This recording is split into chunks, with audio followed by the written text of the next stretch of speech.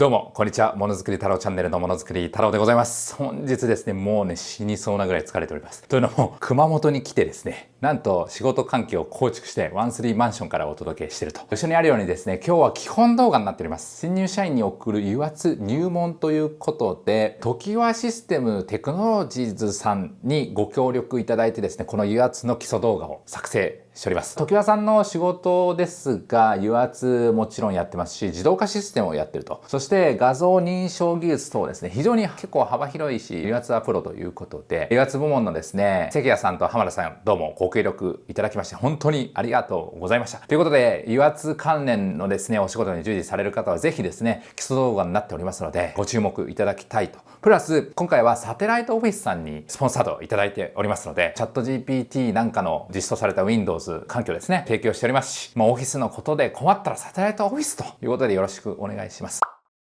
そして油圧ですよ。油圧といってもですね、一体どこにこの技術が使われているか。代表的な産業製品を挙げていきたいと思います。まずはそうですね、ショベルカーでございます。油圧ショベルみたいなね、商品名になっていたりします。そして飛行機ですね、ボーイングの墜落事件なんかも、この油圧が原因で油圧の電気系統にですね、動力がいかなくて飛行機の操縦ができなくなったみたいな事例もありますよね。そして皆さん乗られていらっしゃるであろう車ですね、自動車にも使われておりますし、オートバイとか戦車とか、こういった観覧車なんかにも使われていると。油圧のいいところはですね、力を実は何倍とか、ものによっては数十倍、数百倍ということで増幅する作用がございます。この作用を生かし、産業を支えているわけでございます。ということで、油圧のパワー、わかりやすくね、これをまとめさせていただきました。まずはそうです。油圧ショベルとかですね、ダンプカーなんかでございますが、重機の多くは動作停止に油圧を使用しているんですね。世界最大のですね、ダンプカーはですね、もう家より大きいんですけども、なんと積載量が297トンって、ようわからんと。これも油圧でぐっと持ち上げることができると。すごいパワーを生み出すことができるんですね。そしてこちらの動画にあるように、これ人がね、操作しておりますが、結構精密な動作もいけると。人の操作を油によって、要するに液体によって自由に正確に機械へ伝える機能を持っているわけでございますが、油圧の実は正確な定義があるんですね。加圧した流体を媒体とし、エネルギーを伝達し制御する技術のことを油圧と言います。これは日本工業規格実に記載がございました。油圧の英訳ハイドロリックとはですね、水圧とか水力、その利用を指すことが語源でございますが、実は歴史は非常に古くですね、僕が生まれる前、紀元前3世紀ですね。やっと日本だと縄文時代とか、そのくらいじゃないですか。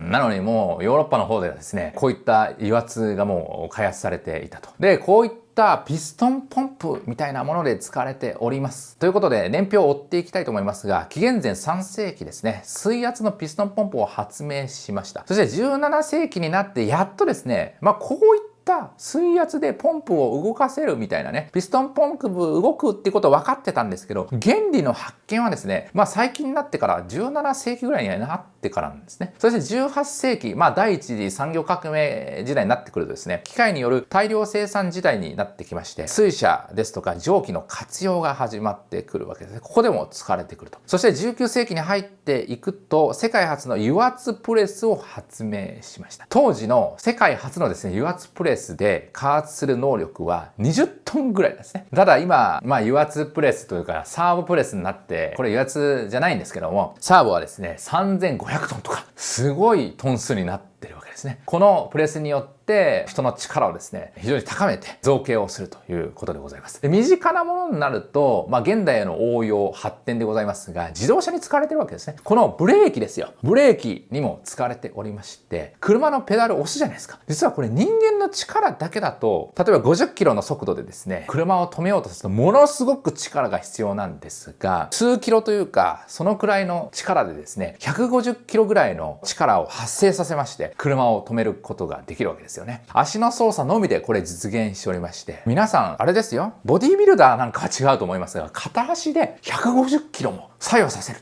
出力するっていうのはまず不可能でございますと。ということで皆さん油圧の恩恵をかなり受けていったと、なるほどとご理解いただいたと思いますが、油圧とはですね、小さな力を何十倍にも伝えることが可能なんですね。なぜこういった何十倍とか何倍もですね、力を得ることができるのか。それはパスカルの原理によるものでございます。このように圧力の電波ということで、1キロで押せば、それが四方八方に同じような力として伝播すると。それがパスカルの法則でございますと。圧力と力の関係ということで、皆さんですね、同じ体重で踏まれると、スニーカーよりヒールで踏まれた方が気持ちいい。いや、違います。痛いということでございますが、ね、ハイヒールで踏まれると痛いじゃないですか。あれ実はですね、このパスカルの原理になっておりまして、力が加わる面積が小さいと圧力っていうのはものすごく大きくなるわけですね。そして圧力の計算式でございますが、パスカルの法則の関係式はですね、非常にシンプルでございます。圧力イコール面積分の力でございます。分母が面積になるわけですね。ということは、この面積が小さくなればなるほど、ハイヒールのようなですね、1センチ立方メートルみたいなものになると、そこに60キロとか、もうちょっと女性の方軽いですね。50キロくらいの、そこに1センチの乗ってくると、それは痛いと。要するにですね、難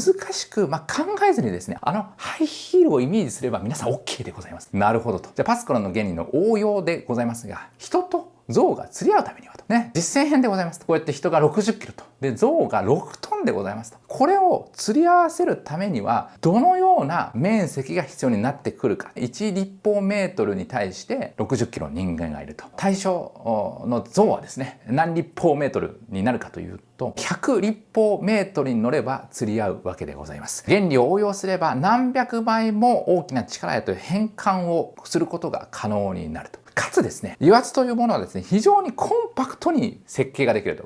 これはでっかいんですけども、モーター等を使えばですね、非常にコンパクトにすることができる。それが油圧の魅力でございます。では、操作と制御の仕組みについて皆さん一緒に学んでいきましょうと。こんな感じで油圧ユニットの動作があるんですね。まずはポンプ、タンクがございますが、そこから油をモーターを使ってですね、吸い上げるわけですね。そして、ここに制御弁というか、バルブがあるわけでございますが、これによって流れ等の制御をしていくと。で、その後、流量制御弁がここにございますので、これでシリンダーに流す油の量をですね、調節してあげると。速度等を調節してあげると。4番目ということで、油圧シリンダーにここに油がグッと入りまして、このシリンダーが動作して、そしてその後、この使われた油はタンクへ戻っていくと。実はそれだけではなくてですね、ここにも実は制御弁がございまして、圧油がですね、シリンダーや弁を破壊とか損傷することがあるんですね。そうしないために、この圧力の管理も行っておりますと。続いて油圧ユニットの構成を細かく確認していきましょうと。こんな感じで基本構成がございますね。まずは油とか、そしてタンクでございます。こんな感じですね。名称を覚えましょうということでございます。続いて油圧ポンプございますね。もうこの油を送り出していく。そのポンプでございます。その後に油圧バブルがこんなね、3箇所にあると。これ非常に重要です。これがないと制御を行えませんと。続いてアクチュエーターということで、シリンダーですね。これがありますと。いろんなシリンダーがございます。これは後ほどやっていきたいと思います。その他にもアクセサリーということで、計器類とか、今どのくらいの力が加わってるか、完骨じゃなくて、それを数値にしてあげるとか、そしてフィルター等があるわけですね。モーターと比較して構成部品が多いのが、これ特徴でございますが、非常にコンパクトにできると。で、制御も、モーターだと制御をですね、構築したりしないといけないんですが、簡単な仕組みでできていると。ではですね、それぞれの構成部品というか部材をですね、解説していきたいと思います。なぜそもそも水とか空気とかじゃなくて油なんですか？それはですね、空気や水やその他流体に比べ、油というものはですね、油圧というものはですね、力を伝えることに秀でている流体でございますと。そして、この油にもですね、いろいろな種類がございまして、まずは高油系作動油でございます。これは低コストとか高温性能がいいとかそういう感じですね。で、水系もあります。水系はやっぱり非常にですね、放熱性がいいということで、やっぱり温度が高いとですね、シールが破損しやすくなって経年劣化が早いわけですね。しかしながらメンテナンスコストが大になったりすると。続いて合成油系作動油でございますが、性能としては非常に高いですし、ショベルカーなんかにも油圧使われてますから非常に長寿命だったりするわけですね。一方で高コストだったり、油圧の油がですね、漏れ出すと環境負荷が大きかったりするわけですね。で、使いどころっていうのはですね、いろいろございまして、例えば飛行機なんかだと非常に温度差が激しいわけですね。地上から1万メートルぐらい高くを飛ぶとですね、ものすごく寒いわけですね。マイナス何度にもなるし、しかしながらその飛行機の暑いところを通ったりするので、高温にも耐えなければならないというような温度が上下しても性能において変化がないみたいな、そのシーン別々でこれを選んでいくと、そういうことでございます。続いてタンクですね。もう単に油を溜めているわけではございませんと。こんな感じでタンクがございますが、構造は非常に至ってシンプルですが、3つの役割がございます。1番目はもう貯蔵すると。当たり前やんけということでございますが、ユニットの油の送り先と戻り先でございます。続いて2番目、浄化すると。フィルターを通してですね、ゴミが乗ってきた時にこれをろ過してあげると。最後に3番目でございますが、もうこれ重要です。冷却してあげると。ポンプ等で吐き出すと。ポンプっていうのはもちろん電気を使いますから熱を持つわけですね。で、その熱が油に伝わっていくと。で、油に熱が伝わるとどうなるかっていうと、例えば非常にサラサラになるんですね。サラサラになると漏れやすいとか、そして寿命にかかる。シールとかパッキンが劣化しやすいとか、そして膨張してしまうみたいなことが考えられますので、しっかり油を冷やしてあげる必要があると。この3つを実はタンクで役割を担っていると。性能を満たすために必要な部材がいろいろありますが、例えば温度計ですね。しっかりそのコントロールするための温度を測らなかった。そして油面計ですね。液面の高さを測定してあげると。油が少なくなってないかみたいなね、多くなってないかみたいなことを測ると。そしてエアブリーザーということで給油とか吸着排気を行うわけでございます。そしてポンプいってみましょう。ポンプの役割でございますと。もう押し出す力を増幅させる、そこの肝になっております。ここですね。ここでございますと。ポンプの作動原理の一つはですね、体積変化ですね。そんなこと言われてもわからんということで、もっとわかりやすい事例を持ってきました。緯度です。緯度。ね、緯度って言われてもみんな最近の子は僕も含めてですね、緯度使わんわという感じでございますが、こういうような図を見ればわかる。ね、こうやって引き上げるわけですね。引き上げると。ピストンを引くと配管内の体積が増え、地下から水を吸い上げることができると。この作用を使ってるわけですね。そして当たり前っちゃ当たり前なんですけども、油圧ユニットでも吸い上げるために、モーターと一緒のように動力源が必ず必要になってきますので、これはご留意くださいと。多くが原動力と、要するにモーターを利用し回転運動を生み出しているわけですね。代表的な油圧ポンプの種類いってみましょうと。これピストンポンプですね。例えばトヨタ自動食器さんが使ってるコンプレッサーみたいなものもですね、こういった同じような構造になってますね。圧縮してあげるわけですね。ピストンの往復運動で吸引吸出を行うと。利点もこのようにありますね。中高圧領域で非常に高効率とかですね。騒音は小さい等がありますが、もちろんメリットがあればデメリットもあると。複雑な構造とかですね。複雑な構造がゆえにですね、ゴミが入ってしまうと破損の原因になってしまうと。続いてギアポンプでございますね。アニメーションだと分かりやすいでしょ。一部の噛み合うギアが回転し吸引吐き出しを行うわけでございます。利点としては構造が非常に簡単ですね。こっちより簡単です。ピストンポンプより非常に簡単ですね。もう欠点としては可変突出ができない。そして騒音、ギアがこうやって噛み合うわけですから騒音が出てしまうんですね。プラスゴミの影響ね、ここら辺に挟まっちゃうと影響出ちゃうよと。続いてベーンポンプですね。ローターがこのように回転してですね、ベーンが空間を生み、吸引突出を行う。利点としては構造が非常に簡単ですね。そして低圧領域で高効率と。ゴミの影響が比較的少ないですよと。欠点としては怖さは弱いかなっていうね。騒音は比較的大きいと。それぞれ得て増えてがございますと。そして油圧バルブの役割でございます。これ結構重要なんですよ。バルブがないと油圧機構が破損する恐れもございますと。ここにありますね。で、まずここですよ。方向制御バルブということで、このように手動で線路の切り替えみたいにですね、油圧の進路を変えてあげると。それの移動式もございますというのを流れる方向を制御しておりますし、逆流もこれによって防止してあげることができますと。要するに力の損失を防止したりですとか、逆流が起こってしまうと、ショベルカーなんかイメージしていただく、急に力が抜けるわけですね。ガクンといくと。そういったこともなしできると。で、湯の流れる方向を変更することで、シリンダーの制御を実行していると。シリンダーが出たり入ったり、出たり入ったりすると。出たり入ったり。続いて圧力制御バルブですね。ここでございます。ここですよ。これ実は重要でございまして、圧力がものすごく高くなると、こういった機構部品が破損してしまうんですね。なので圧力を減圧するこういう風にリリーフ弁を持ってるわけですね。圧力が高くなるとここが開いてですね、油をですね、タンクの方に戻してあげると。シリンダーの力のコントロールも可能ですね。要するにこのシリンダー部分の力をですね、もうちょっと力強くしたい。圧力をもうちょっと高めたいみたいなことですね。そして最後、流量制御バルブ。ここ最後についてるところでございますが、これはですね、油の速度を制御するニアリーイコールシリンダーを早く出したり、遅く出したりとか、早く引っ込めたりみたいなことができると。必要な流量を最適に流す。つまりのところ、これがついてることによっ、エネルギー効率なんかも向上させることができるわけですね。つまりところ油圧というものはバブルじゃなくてバルブあっての油圧制御と言っていいと思いますと。続いてですね、動力を伝える1インチということで、アクチュエーター、シリンダーの部分ですね。最後の1インチを機械的な動作にしてあげるという、ここでございますと。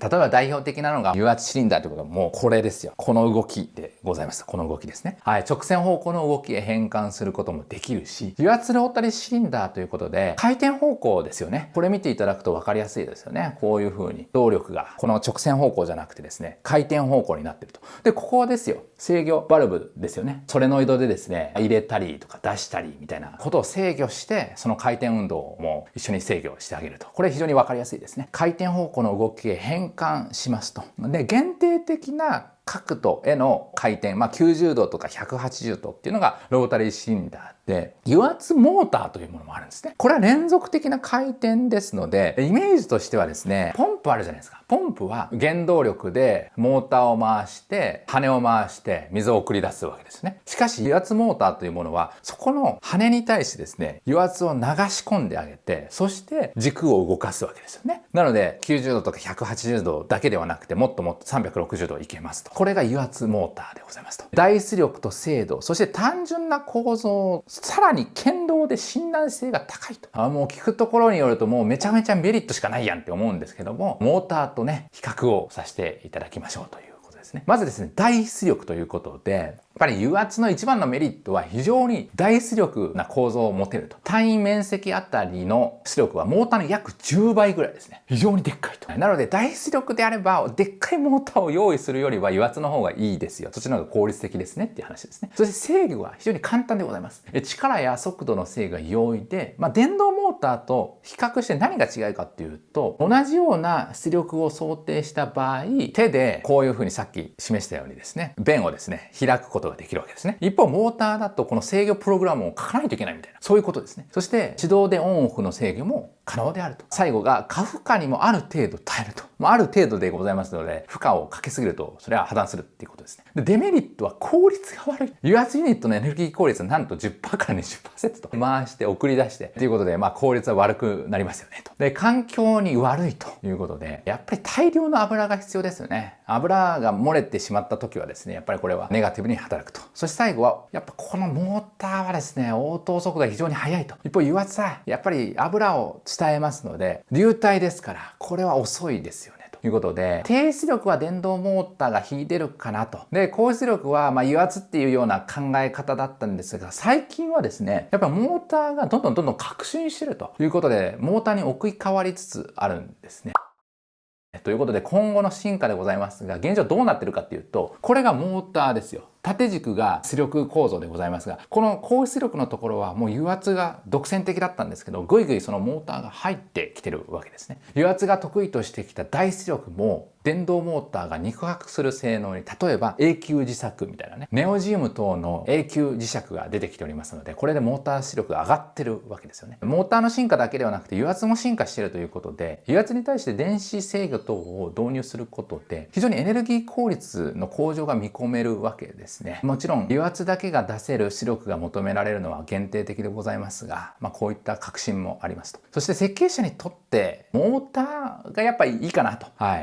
要求出力を叶えられる設計であればモーター使うというような感じですよね。それなぜかっていうと省エネだし環境にいいという感じですね。あとメンテナンス性とか、そこでモーターさえ置き換えちゃえば OK みたいなところもありますよね。そしてですね、やっぱり構造としては簡単なんですけども、油圧にするとですね、バルブの設計とか出力どうするかみたいな計算も行わないといけないんですね。ということで設計が非常に多岐にわたってしまうということで、モーターであればちょっと置くだけですよね。なので出力出せるっていうことであればモーターを使うかなっていう感じですね。しかしながら重機とか飛行機とか、工作機械など非常に大きな出力が伴う製品というものは引き続き油圧は使用されていくだろうっていうことは言えると思いますと。ということで、新入社員に送る油圧入門でございました。With 常盤システムテクノロジーさんでございました。以上でございます。お疲れ様でございました。冒頭にもお伝えしましたが、現在ですね、熊本からお送りしてると。もうジョブショップに行ってさ、もうマザトロールを使い倒してもう今日ヘロヘロと。新しい環境になってもう寝れないと。引っ越しはしてないですね。修行をつけてもらってるということで、工場 PJ やっていきますので、ジョブショップ立ち上げてゴリゴリ削っていこうと思ってますので、こちらのね、応援もぜひよろしくお願いしますと。そして今回は基本動画でございましたが、こういったものづくり系の話をですね、いつも発信しております。工作機械もそうですし、半導体のアンバサダーもしてますね。そして FA とか制御のことも動画にしておりますので、製造業が好きな方ですね。製造業関連で働いている方は、ぜひチャンネル登録いただいて応援をしていただければ幸いでございます。そしていつも通り刺激になったらいいねボタンを押していただければ嬉しいですね。活力になります。もうほんと死にそうです。今、もう疲れすぎました。次回の動画の前にスポンサー動画でございます。どうも、ドイツのハノーファーからお送りしておりますが、パナソニックエナジーさんからですね、スポンサードをいただいておりまして、パナソニックエナジーといえば電池作ってる。で、今はですね、激動のグリーンのトレンドですとか EV のトレンドが襲ってきておりまして、エンジニアがですね、足らんと。電池作っても足らない。製造系のエンジニアですね。そういった方を非常に多く募集していると。興味があればですね、僕もパナソニックにおりまして、非常に働き方としてはホワイトですし、激闘の時代でストレッチできる、そういった環境が余ってるんですね。概要欄をチェックいただいて、興味ある方はですね、ぜひ覗いていただきたいと思います。次回はハノーファメッセのついに来ましたね。フィードバックということで、もういろいろね、ハノーファメッセもう盛りだくさんということで、こちらのフィードバックをね、全体的なものをね、させていただきたいと思いますので、こうご期待くださいということで、また次の動画で会いましょう。今日もありがとうございました。じゃあね、バイバイ。吉川ちゃんの一言。最後まで動画をご覧いただきありがとうございます。本日は油圧の基礎動画でしたが、いかがでしたでしょうか？勉強になったと思う方は、いいねボタンとコメントもお待ちしております。それではまた次の動画でお会いしましょう。またね。